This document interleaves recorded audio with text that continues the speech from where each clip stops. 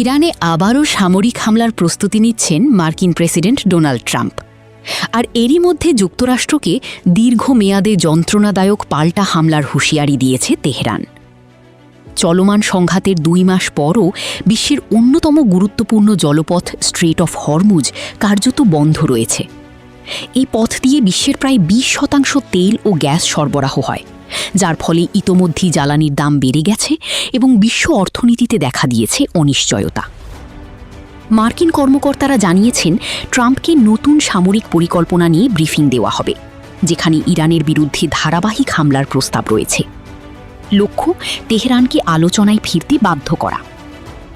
অন্যদিকে ইরানের বিপ্লবী গার্ডের পক্ষ থেকে স্পষ্ট হুঁশিয়ারি দেওয়া হয়েছে, যুক্তরাষ্ট্র যদি আবার হামলা চালায় তাহলে মধ্যপ্রাচ্যে থাকা মার্কিন ঘাঁটিগুলোর ওপর শুরু হবে দীর্ঘমেয়াদী পাল্টা আঘাত। এদিকে তেলের বাজারেও বড় প্রভাব পড়েছে। ব্রেন্ট ক্রুড অয়েলের দাম একসময় বেড়ে $126 ছাড়িয়ে যায়, পরে কিছুটা কমে আসে। ইউনাইটেড নেশনস মহাসচিব অ্যান্তোনিও গুতেরেস সতর্ক করে বলেছেন, হরমুজ প্রণালী দীর্ঘদিন বন্ধ থাকলে বিশ্বজুড়ে মুদ্রাস্ফীতি বাড়বে এবং কোটি কোটি মানুষ দারিদ্র্যের ঝুঁকিতে পড়বে।